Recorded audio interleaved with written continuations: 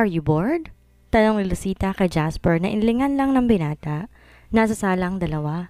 Nakaupo si Lucita sa mahabang sofa at nanonood ng palabas sa malaking TV screen ni Mr. Cheng sa bahay nila. Binalik ni Lucita ang paningin niya sa palabas ngunit nakakunot na ang noon niya. He is weird. Bakit sa akin siya nakatingin lagi? Anito sa isipan niya. Gusto mo bang ilipat kong palabas? Tumaas ang sulok ng labi ng lalaki na makita kung paano nagre-react ang asawa niya sa mga titig niya. Halos kada minuto to nagtatanong sa kanya.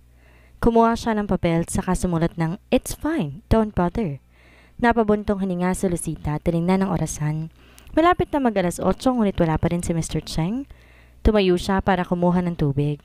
Na makita ni Jasper ang pag-alis ng dalaga, tsaka to tumayo at nagtumakbo sa loob ng kwarto niya. Agad niyang hinubad ang damit niya at nagsuot na magarang damit pang opisina.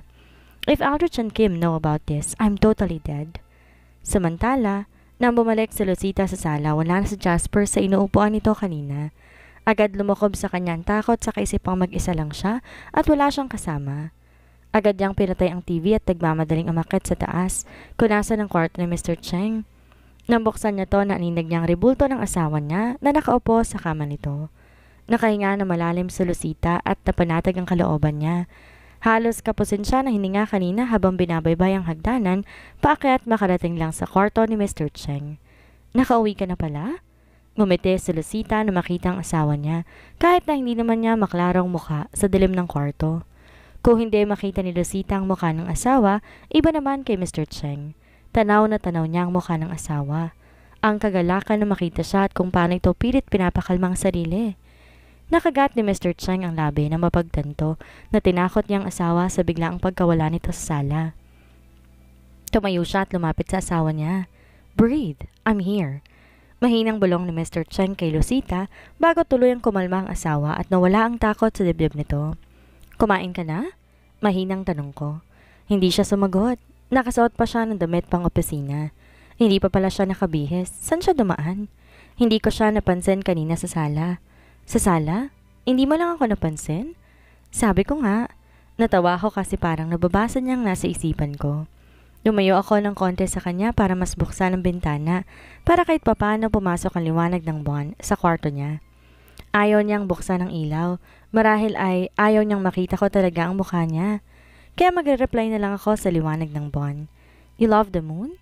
Napalingon ako kay Mr. Cheng na magsalita siya.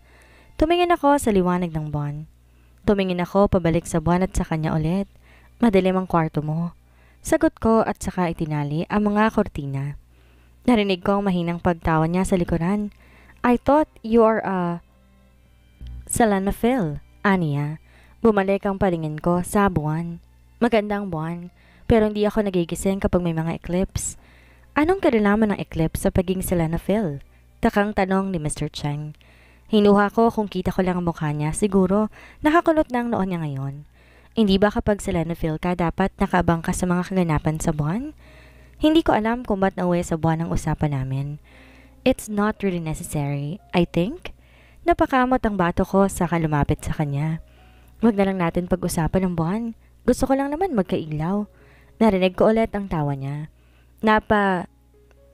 Ngiti ako sa paraan ng pagtawa niya. Sobrang ganda pakinggan. Magbihis ka na para makakain ka sa ibaba. Nagtira ako ng pagkain doon sa mesa. Hindi ko alam pero parang natigilan siya. Bakit? Kumain na ba siya? Kung gusto mo, patay natin lahat ng ilaw sa ibaba or kukunin ko ang pagkain sa kusina para dalhin sa kwarto mo? Suggestion ko. Pakikuha na lang ako ng pagkain sa ibaba. Sagot niya.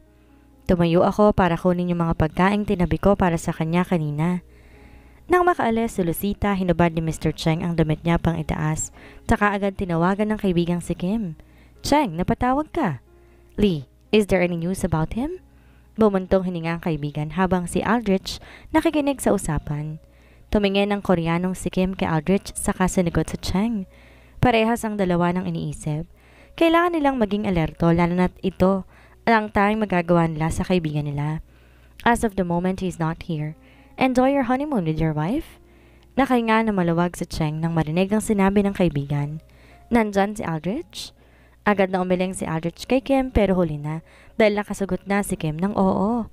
Oh, tell him na magtago na siya. Agad na napanunok si Aldrich sa sinabi ng kaibigan, tsaka sinamaan ng tingin si Lee. Nang ibaba ni Mr. Cheng ang tawag, napatingin agad siya sa buwan. I won't let him destroy the moon that I have. Matagal ako nakatingin sa kanya sa malayo. Makakapatay ako sa kung sino mang magtatangka na maglayo sa kanya sa akin. Bumukas ang pintuan mula sa liwanag sa labas. Kitang-kita ni Lucila ang likuran ng asawa. Nakatalikod to sa kanya at naabutang nakatingin ito sa buwan. Nakita ni Lucila ang tato ng crescent moon sa likuran nito malapit sa balikat. 2 buwan na magkaharap. Sobrang simple ngunit ang gandang pagmasdan ng tattoo niya. Anit Lucita sa sarili. Maganda ang pangangatawan. Hindi ko alam kung bakit nahihiyak siyang pakita ang mukha niya. Pakiramdam ko naman hindi siya pangit. Pakiramdam ko nga ay gwapo siya. Sa amoy, boses, pati na rin sa hubog ng katawan niya, masasabi mong may maibubog ka siya. Dagdag ni Lucita. Close the door. Agad tumalima si Lucita at isinara ang pintuan nang marinig ang boses ng asawa. Nilapag niya ang pagkaing dala sa table, tsaka hinarap si Mr. Cheng na ngay nakatingin na sa kanya. He is witty. Hindi talaga siya lumingon kanina. Hindi sapat ang liwanag sa labas para maaninag ko ang mukha niya. Natatakot naman ako na sawayin siya at baka palayasin niya ako dito. Why are you staring at me? Tanong ni Mr. Cheng sa asawa na nakatitig sa kanya. I am not staring at you. Sige, kain ka na. Sagot ni Lucita at tinalikuran ng asawa. Kahit hindi ako nakatingin sa'yo, alam kong nakatitig ka sa akin. Ani Mr. Cheng sa kanyang isipan habang pinagmamasdan ng asawa na humihiga sa kama. Baby, I've been following you. Watching you from afar for the past 10 years. Lahat kabisado ko na sa'yo. Do not make me fall harder. Mahirapan na akong ibangon ang sarili ko kung ganon.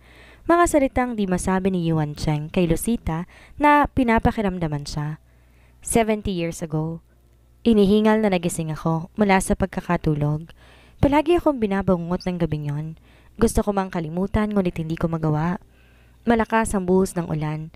Na lumalabas ako ng bahay. Sinilubong ako ni Sita, ang katulong na pinagkakatiwalaan ni Mommy. Sir Yuan, saan po kayo pupunta? Hindi ko siya pinansin at nagtuloy-tuloy lamang ako sa paglalakad hanggang sa nakasalubong ko si Aldrich. May dala siyang sasakyan at nakababa ng bintana. Come on, Yuan. Nagmamadali akong pumasok at tinubad ang raincoat na suot. Agad binato ni Aldrich ang lata ng beer sa akin na kagad kong sinalo bago niya paandarin ang sasakyan papunta sa school. Dahil malakas kami sa guard, agad kaming pinapasok. Nakabang na si Kim sa harapan at kunot ang kanyang noo habang hawak-hawak ang ballpen. Bago ako lumabas, kinuha kong sombrero ni Aldrich na nakita ko sa upuan. Ang tagal niyo, Cheng. Late na ako sa last subject ko. Di na ako sumagot at nagtuloy-tuloy lang sa office si Tito Papa ni Kim. Oh, Yuan, anong ginagawa mo dito? Can we stay here, Tito? Observe lang kami. Pinaningkitan niya ako ng mata. Hindi siya makakahindi sa akin lalo na't matalik sila na magkaibigan ng mga magulang ko. Aldrich is here too? Tumango ako sa tanong niya. Nagpakawala siya ng malalim na buntong hininga. Fine, but promise na hindi kayo gagawa ng kalokohan dito. Ngumiti ako sa kanya bago umalis sa office niya. Pumayag si Yuan? Tanong ni Aldrich pagkalabas ko. Tumango ako at agad silang nag-appear ni Kim. Napailing na lang ako at dumiretso na ng gymnasium. Plano nilang maglaro ng TWD sa office si Tito and I'm not in the mood to join them. Nagtuloy-tuloy ako doon at dahil alas 3 na ng hapon at maulan, walang tao pero sa isang babae na sadya ko rito. Gumilid ako sa madilim na parte ng gym. Malakas ang ulan na sinasabayan pa ng hangin. Malungkot akong nakatingin sa kanya. Kung sana, napigilan ko lang. May nagsusundo na sana sa kanya ngayon. Masyado pa siyang bata para akuhin lahat ng responsibilidad na nakapatong sa kanya. Pinagmamasdan ko siya habang nagbabasa. Kumunot ang noo ko na makita kung gaano siya kaseryoso dito. Anong ginagawa niya? Inayos ko ang sombrero, tsaka lumapit ng bahagya sa kanya. Nagdahan-dahan ako sa paglalakad para di niya mapansin nang bigla siya nagangat ng tingin sa akin dahilan kung ba't ako natigilan. What should I do? Matatakot ba siya? Sisigaw? Ba't hindi ko naman siya sasaktan? None of the above, she do. Yumuko siya ulit at binasa ang nasa notebook niya. Nang silipin ko to, puro mga math formulang nakikita ko. Kumunot ang noo niya at nakita kong mukhang nahihirapan siya. Umupo ako sa tabi niya. Ano? I can help you with that. Di ako makatingin sa mga mata niya. Salamat sa sombrero, kaya alam kong natatakpan ng bandang itaas ng mukha ko ngayon. Talaga po, kuya? Nabigla ako sa sinabi niyang kuya. Do I really look old? Kunot noong kinuha ang notebook niya. Ang ganda! Natigilan ako nang marinig ang sarili ko na sinabi yon. Talaga, kuya? Nang tumingin ako sa kanya, natigilan ulit ako na makita ang biloy sa pisngi niya. Ang ganda ng pagkakangiti. Yung tipong matitigilan ng lahat, panoorin lamang siya. Tumingin ulit ako sa notebook niya. Sobrang ganda ng pagkakasulat niya. Kahit yung mga mali ay hindi masakit sa matang tingnan. Simulan kong unawain ang mga nasa notebook niya. This is easy. Quadratic equation. Medyo nahirapan po kasi ako dyan eh. Ang totoo, nahihirapan ako sa math. Kung buhay lang sana. Natigilan siya sandali at gumiti. Di na lang ako nagkomento at nagpatuloy na sagutan ng ilan sa mga notebook niya. Nagtira ako ng 2 sasagutan niya. Binigay ko sa kanya ang notebook at ang ballpen. It is my first time tutoring someone. Math is very easy. Take a breath and learn to enjoy it. Lahat by formula as long as you know it. Wala ka magiging problema. I put some notes on how to solve the other step-by-step process bago ako tumayo para umalis. Kuya! Tumigil ako sa paglalakad at lumingon sa kanya. My name is Lucita. Thank you for helping me. Ngumiti ako at tumalikod na sa kanya. I know who you are. Please be safe always. 5 buwan ang lumipas. Naging abala ako sa finals pero lagi pa rin inaalam ang kalagayan niya. Nasa kwarto ko ako kasama ni Aldrich at ni Kim, nagre-review para sa finals. Cheng, someone is calling you. Tumayo ako at kinuha ang cellphone na nasa tabi ng lampshade. Sir, they are leaving. Kumunot ang noo ko at sandaling natigilan. What? What are you talking about? Uuwi na po sila sa probinsya, sir. Biglaan po ang pag-alis nila at sandaling natigilan. What? What are you talking about? Uuwi na po sila sa probinsya, sir. Biglaan pong pag-alis nila. Ano nangyari, Yuan? Dinig kong ani Aldrich. Sundan mo sila. Send me the details kung saan sila lilipat. Nang ibaba ko ang tawag, sinunod kong tawagan si Dad. Cheng, what happened? It was Kim. Nilipat ako ng school. Sabi ko sa kanila, no way! React ni Kim, ba't hindi ko na pinansin ang sagot ni Dad ang tawag? I'm asking if papayagan niya na ba akong tumira mag-isa. Either way, pumayag man siya o hindi, susundin ko pa rin ang gusto ko. Kung hindi ko lang alam ang lahat ng dahilan kung bakit mo ginagawa ito, iisipin ko stalker ka niya.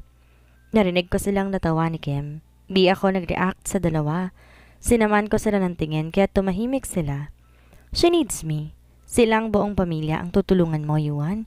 Hindi lang siya and besides ang bata pa nun. Tumalikod ako sa kanila at ipinagpatuloy ang pag-iimpake. Kurot na akong tinupi ang mga damit na dadalhin ko. Anong mali sa sinabi ko? It's still the same. It's not, Cheng. May buhay ka dito. You should not forget that. What are they talking about? I'm just helping her. Them? They are my responsibility. They are so nosy. When I arrived, agad akong sinalubong ni Tiffany. A friend of mine na kasalukuyang anak ng mayor ng bayan. Buti at naisipan mong tumira dito, Cheng. Si Aldrich, bibisita lang sila dito. They're fine. Balita ko pakakasal yun sa anak ng business partner ng papa niya. Natawa ako sa sinabi ni Timothy. Maybe it's true. Walang alam ang loko dito. Hindi pa yata siya nasabihan ni Tito. He don't know? Gulat na tanong ni TJ. Umiling ako at natawa sa reaksyon niya. Don't worry, I won't tell him. Mabuti ngang mataling na siya at na magtino. Sabi ko at nailing. Wow, coming from you? Sarkasikong sabi niya. Sinamaan ko siya ng tingin na tinawanan niya lamang. Don't worry, I already told Dad about them. Pwede magtrabaho ang mama niya sa munisipyo. Ngumiti ako at nagpasalamat sa kanya. Thanks, man. You're preparing your future, aren't you? Tumingin ako sa kanya at ginisihan siya. You're talking figuratively, am I right? Nagkibit balikat siya. I don't know what you're talking about. Pagde-deny niya. Sasagutin ko sana siya na maagaw ang atensyon ko sa babaeng lumabas galing sa malit na bahay at tumiretso sa tindahan na nasa harapan lamang ng bahay. Yeah, I am preparing my future. Narinig ko ang malutong na mura ni TJ sa gilid ko na hindi ko na inintindi. My eyes settled only to her. Happy birthday, Yuan Cheng. Happy birthday, bro. Bati ng mga kaibigan ni Mr. Chang sa kanya habang siya'y nakahilata pa sa sariling kama. Hey, wake up! Baka mamaya darating sila tita dito. Pananakot ni Kim, ngunit tulog mantika pa rin ang kaibigan. I have cake here. Can I eat it? Hirit ni Aldrich kay TJ kaya't sinamaan siya nito ng tingin. Ikaw, may birthday? Sumimangot ang binata na tinawanan lang ni Kim. We travel for 4 hours, Chang. Huwag mo naman kaming tulugan. Ani Kim habang nakatingin sa kaibigan at nakapikit ang mga mata. I slept late earlier. What do you expect? You barged in and expect me to welcome you? Help yourself, man. I'm so sleepy. Inaantok na sabi ng binata sa mga kaibigan. Napailing ang tatlo sa sinabi ni Mr. Cheng at napagdesisyonan ng bumaba. Ang laki ng bahay niya dito. Komento ni Aldrich habang nakatingin sa malaking bahay ni Mr. Cheng na agad namang sinang-ayunan ni Kim. Nagmumukha nga itong haunted house dahil matagal nang walang nakatira. Akala ko nga hindi niya bibilhin kaya't nagulat ako nang bilhin niya kaagad. Naiiling na sabi ni TJ. Bibisita ba si tita dito? Nagtatakang tanong ni TJ. Nagkibit balikat si Kim at pinakilaman ang kusina ng kaibigan. Guys, I think we need to buy groceries. Literal na walang laman ang ref niya, sabi ni Kim. Nakatingin din si TJ dito at agad na pa-facepalm na makita na walang laman ang ref ng kaibigan. Sino magbabayad? Tanong ni Kim sa dalawa. Agad umiling si Aldrich at tumayo. Not me. Wala akong pera. Pinaningkitan siya ng mata ni TJ. Walang pera? Eh ang yaman mo. Sumimangot si Aldrich at nanghihinang umupo sa sahig. My parents freeze my account. Not until I marry Lizette. Nagkatinginan si Kim at TJ at saka sabay na pinagtawanan ang kawawang kaibigan. Condolence, sabi ng dalawa sabay tawa ulit. Mas lalo pang sumimangot ang mukha ni Aldrich. Natatawang umalis sa Timothy, James, bago kalad ka rin ni Kim ang nakasimangot na kaibigan papunta sa labas ng bahay. I'll drive. Masyadong traffic ngayon dahil fiesta dito sa bayan. Napatingin ang dalawa sa mga confetti na nakasabit sa mga kalsada. Lahat ng mga taong nadaraanan nila busy at may sariling ginagawa. Halos kada bahay ay nagpapatugtog ng mga old disco songs. May mga nag-iihaw ng baboy at mga nag-iinuman din.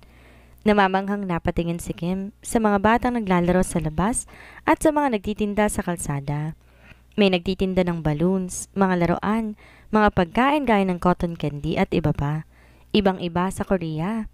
Nasambit ni Kim habang nakatingin sa labas. May sarili din naman kayong pagdiriwang doon ha. Ganito sa amin, magulo pero masaya. Sagot ni TJ na sinang-ayunan ni Aldrich. May perya ba dito, TJ? Tanong ni Aldrich, tsaka binaba ng tuluyan ng bintana sa gilid niya. Kung si Kim nakatingin sa mga paninda sa labas, siya naman panaykindat sa mga magagandang babae sa labas nang nadaraanan nila. Meron, puntahan natin mamayang gabi, sagot ni TJ. Napadaan din sila sa simbahan kung saan may mga sinasagawang mass christening. Hey, sino ba yon?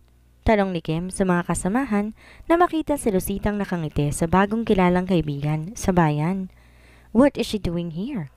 Nagtatakang tanong ni TJ habang nakatingin sa dalagang malapad na nakangiti sa kaibigan na si Alondra. Let's call Cheng. Don't bother, Kim. Para naman makapag-bonding pa tayo sa 20th birthday niya. Walang inatupag yun kundi sundan si Miss Camaro. Ani TJ sa kaibigang si Kim. Binalik ni Kim ang cellphone niya sa bag, tsaka tinignan ulit ang kinaroroonan ni Lucita na masaya na nakikipag-usap sa ibang kakilala sa labas ng simbahan. Wala na nga. Sang-ayon ng binata. Happy birthday! I groaned in annoyance nang sumigaw ang tatlo. I am glaring them to death, ngunit inignora lamang nila ako. Alas 6 na ng gabi at mukhang plano nilang matulog sa bahay ko. We cooked this for you. Where is our thank you? I showed them a middle finger instead, lalo pa na makita ang mga sunog na niluto nila. You're so rude, Cheng. Aldrich and TJ made this for you. Inirapan ko si Kim.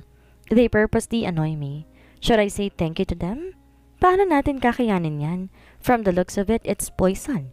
Reklamo ko na tinawanan naman ni Kim. Narinig ko naman ang reklamo ng dalawa na siyang nagluto ng mga pagkain. I am busy making your cake. Wait, I'll get it. Kinakabahan ako lalo pa na makita na nagagikika ng dalawa. Inintay kong makabalik si Kim sa sala dahil ang sabi niya nag-bake siya ng cake. Ngunit parang gusto kong magmura na lumabas siya dala ang cake na sinasabi niya. You shit! Lukot-lukot ang mukha ko habang nakatingin sa cake niyang may male genital sa gitna na para may tae pa sa gilid. It's a chocolate pero nakakasukan tignan. Happy birthday, Chang! Sinamaan ko silang tatlo ng tingin, lalo na nang sabay silang humahalakak. We made your day extra with super duper special. Ani TJ sabay kuha sa tae ng chocolate at tinikman. Para akong naduduwal habang tinitingnan siyang dinidilaan to.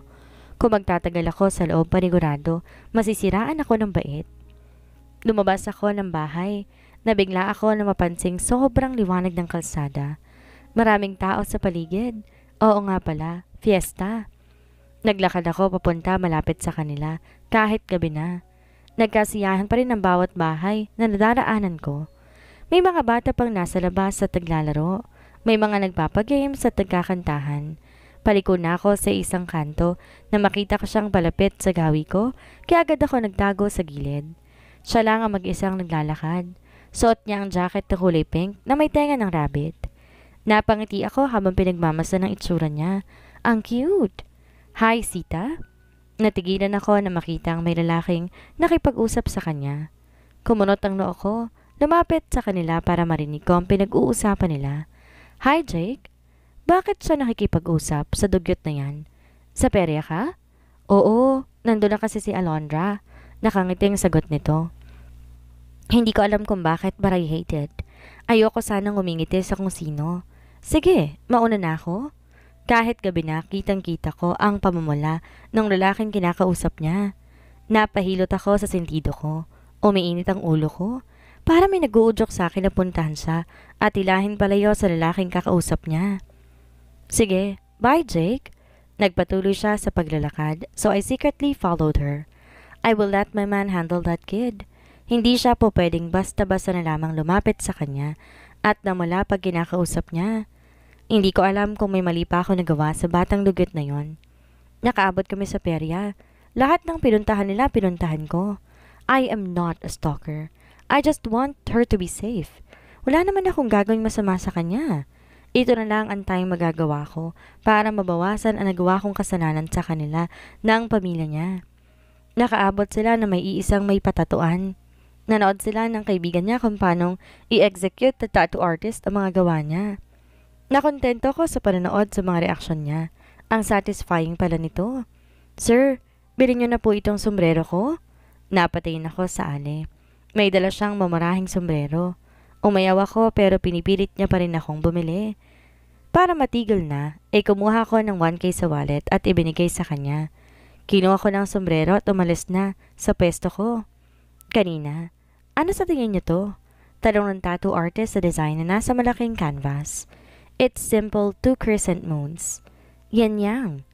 Umalingaw ang boses niya kaya naman napatingin ako sa kanya. Tumingin ulit ako sa design. Yan yang? How come? Kahit anong alog ko sa utak ko, malayo talaga ang itsura ng yin-yang sa 2 crescent moons na nasa harapan. It's just a simple moon. 2 crescent moons facing each other. Hindi yan yin-yang. Oh, did I talk? Why? Napatingin silang lahat sa akin. Buti na suot ko ng sombrero. May silbi ang pangulit sa akin ng ali kanina. Nang silipin ko siya, nakita kong kagatan niya ang labi niya at namumula. Shit, did I mess up? Ginalit ko ba? Antang ako. Bakit po? Iyan po yan eh. Namumula na siya. You dimwit. Maraming tao pinahiya mo siya? Why am I talking to myself now? Sumilip ulit ako sa kanya. And now, she is looking at me. I feel so guilty. She's about to cry? Shit, what should I do? I am so sorry, baby. Hindi po ba yan? Tanong niya, ulit. Napakamot ako sa ulo ko at kagat-labing ibinalik ang paningin sa tattoo design. It's not really yin-yang. But how to argue her? She's so cute. She's innocent. She's so beautiful. Yeah, it's a yin-yang design. Napipilitan kong sabi habang kagat-labing nakatingin sa mga tsinelas na suot ko. Back to the present. Lucita's POV. Umusog ako sa pinakadulong parte ng kama. Ayokong lumipat kay Mr. Cheng dahil nakakailang. Pakiramdam ko kasi kitang-kita niya ako kahit na sobrang dilim ng kwarto niya. You are not asleep yet. How's your day? Dinig kong tanong niya. Humarap ako sa kisame habang hawak ang kumot. Wala naman akong ginawa buong araw kundi ang maglinis ng bahay niya. Naglilinis lamang ako kasama ni Jasper. Speaking of, nawala siyang bigla kanina. Saan siya umuwi? Nagtataka kong tanong sa asawa ko. Narinig ko pa ang pagtikim niya. Hindi ko alam. Tipid na sagot nito. Ganun ba? Nakalimutan ko kasing itanong kanina eh. Hindi na lang ako nagsalita. Biglang tumahimik sa pagitan namin. Naging awkward ang pagitan namin dalawa. Pinapakiramdaman ko siya. Hindi talaga ako sanay matulog na may kasama sa kama. Ayos lang sana kung si Inay o si Bunso o kahit man lang si Alondra pero this time it is totally different. Ang lalim na naman ang iniisip mo, sabi ni Mr. Cheng kaya't napaharap ako sa kanya. Patagilid akong humiga sa kama kung saan kitang-kita ko ang dalawang pares ng mata niya na nasa akin nakatutok. Ngumuso ako. Ang daya? Pakiramdam ko kitang-kita mo ko. Sabi ko sa kanya at nakita ko pa ang parang malaperla sa puti na kintab na mga ngipin niya. Nangumiti ito dahil sa sinabi ko. Halatang may pera. Naalagaan na maayos. Nagmimistula tuloy perlas ang ngipin. Anong toothpaste mo? Seryoso kong tanong ngunit narinig ko ang malutong na tawa niya. Napanguso ko sa reaksyon niya. Lagi niya na lang akong pinagtatawanan. Really, wife? Tila di makapaniwala niyang tanong sa akin. Napakamat ako ng ulo at nahihiyang nagtago sa kumot. Bakit ako nahihiya? Oh, you don't. Bakit ka magtatago sa kumot? Nahiya ako. Pakiramdam ko ang pula-pula ko na ngayon. Naramdaman ko siyang yumakap sa akin at tinanggal ang kumot na pilit kong tinatakip sa mukha ko. Nahiya ako. Pag-amin ko. Mahina siyang natawa at naramdaman ko ang kamay niya. Hinahaplo sa mukha ko. Ba't ka mahihiya? I'm your husband. Hindi ka dapat mahiya sa akin. Tumatama ang hininga niya sa mukha ko. Sobrang bango. Hindi ko na tuloy alam kung magsasalita pa ba ako o hindi na. Na-conscious ako bigla. You are so beautiful. Are you aware of that? Agad ako napasulyap sa kanya. Pansinin talaga ang mga mata niyang nakatitig. Sa'yo, lalo na nga at natural na kulay bughaw ito. Sa madilim na kwartong hinihigaan namin, klarong-klaro ang kulay ng mga mata niya. Mas maganda ang mga mata mo. Wala sa sariling nasabi ko. Mas inilapit niya ang mukha niya sa mukha ko, kaya hindi lang hininga ang tumatama sa balat ng mukha ko, kundi pati na ang tungki ng ilong niya. But I like your eyes more. Napapikit ako na manayaw ang balahibo ko dahil sa boses niya. Tell me about yourself, wife? Napamulat ako ng mata at napatingin sa kanya. Kahit madilim, halatang seryoso at taimtim siyang nakatingin sa akin. Bumaling ulit ako sa kisame at doon pinirme ang paningin. Saan nga ba ako magsisimula? Ang boring naman ng buhay ko. Natawa ako ng bahagyang. I'm interested. Kahit gaano pa yun ka-boring, gusto ko pa rin marinig. Wala sa sariling nakagat ko ang aking pang-ibabang labi. Ganito ba si Mr. Cheng? Masyado siyang mabait sa akin. Ayoko pa naman sa drama pero sa lalaking to. Ano? Panganay na anak ko? May nag-iisa akong kapatid na siyang dahilan kung bakit narito ako ngayon? Nakaramdam ko ang aking kamay niya. Nilalaro ang buhok ko. Seryoso nga siya nakikinig. Kailangan na kasing operahan kaya't naghanap ako ng kalahating milyon. Sakto naman nag-offer ka nito kaya naman sumubok agad ako. Naramdaman kong sandali pa siyang natigilan. Wala na kasi si Itay dahil namatay ito sa high school pa lamang. Kaya ako na ang umako sa responsibilidad niya. Pagpapatuloy ko. Ngumiti ako na mapait saka bumaling sa kanya. Isa yon sa mga laala na ayokong balikan. Naaksidente kasi siya ng gabing iyon habang papauwi siya galing trabaho sa dati naming tinitirhan. I'm sorry. Tumingin ako sa mga mata ng asawa ko. Malungkot ang mga ito na nakatingin. Ngumiti ako at bumalik sa pwesto kung saan kaharap ko na siya. Don't say sorry. It's okay. Hindi mo naman kasalanan yon at saka isa pa. Matagal na yon. Naka-move on na kami. Sabi ko. Ngumiti ako ngunit ganoon pa rin ang itsura niya. Seryoso pa rin siyang nakatingin sa akin. Ano? Matulog na tayo? Aya ko. Bahagya pa akong tumango. At inayos ang kumot sa akin bago lumayo at bumaling sa kisame. Napaka-gentleman niya. Akala ko nung una maging impyerno ang magiging buhay ko sa kanya. Ngunit, nagkamali ako. Curious ako sa totoong itsura ni Mr. Cheng ng asawa ko at sana makita ko siya. Hindi sa madilim na kwartong to kundi pati rin sa liwanag na galing sa ilaw at araw. Di naman siya masamang tao kagaya na inaasahan ko. Pakiramdam ko yung mabait siya. Kinabukasan wala na siya sa tabi ko kagaya ng inaasahan ko. But hindi gaya ng una na nawala siya ng walang paalam. Ngayon kasi nag-iwan siya ng note na nakadikit sa gilid ng table. Good morning, wife. Nasa trabaho na ako. Ingat. Yun lang ang sinabi niya. Tumayo ako at inayos ang kumot at unan, tsaka tinali ang buhok at tumabas ng bahay. Natulog ako kagabi na walang hilamos o nagpalit man lamang ng damit. Damit pa kasi ni Jasper ang suot ko ngayon. Diyos ko. Pagbaba ko nakita ko si Jasper sa sofa at nanonood ng TV. Di ko lubos maisip kung bakit bodyguard ang pinasok niya kung pwede naman siyang maging modelo. Jasper! Agad siyang napatingin sa akin. Papasama sana ako sa itaas ng kwarto ko. Gusto ko na munang maligo. Halika muna. May iutos ako sa'yo. Tahimik siyang sumunod sa sinabi ko. Umakyat siya sa itaas habang nakatingin sa suot kong damit niya. Marahil iniisip niya na ang good-good ko at hindi man lang ako nagpalit ng damit. Nakita ko sumili ang ngiti sa labi niya. Pinaningkitan niya ako ng mata. Sa iniisip nga niya nadugyot ako. Marinis naman ako Hindi nga lang ako nakapagbihis kagabi. Sabi ko na agad. Nakita ko kaagad na nagulat siya. At natigilan siya at naguguluhang tumingin sa akin. Huwag mo nang sabihin. Alam kong iniisip mo na nadugyot ako. Sabi ko at tinalikuran siya. Sumama ka sa akin sa kwarto, mabilis lang to. Sabi ko sa kanya at nauna nang pumunta sa kwarto ko dito sa bahay. Pinagbuksan ko siya ng pintuan at naunang pumasok sa kanya. Tahimik siyang sumunod sa akin. At agad na tinuro sa kanya ang kama. Umupo ka muna dyan. Intayin mo lamang ako dyan. Wala siyang kaide-ideya at alam ko may gusto siyang sabihin sa akin kaya't naghanap ako ng ballpen at papel sa drawer at agad na binigay sa kanya. Sulat mo dito sasabihin mo. Sabi ko at agad naman siyang nagsulat. What am I doing here? Basa ko sa sulat niya. Ay, hindi ko pa nga pala nasabi sa kanya kung bakit magpapasama ko sa kanya dito. Ligo muna ako hintayin mo ako dito. Sabi ko. Nakita kong gulat sa mga mata niya. What? I am not your husband. Basa ko sa sinulat niya ulit. Hindi nga siyang asawa ko. So, alam ko naman. Magpapasama lang naman ako sa kwarto dahil takot ako mag-isa. Lalaki ako. Aniya sa sulat niya. Alam ko rin namang lalaki siya. Ang dami mong sinasabi. Sandali lang ako, maghintay ka dyan. Huwag kang mawawala or else mamamatay ako. Sabi ko at agad nang pumasok sa loob ng banyo. Hanggang kailan kaya itatago ni Juan ang mukha niya kay Lucita? Ano nga kaya ang sekreto sa buhay niya at hindi niya ito matakasan? Yan ang ating aalamin sa susunod nating kabanata.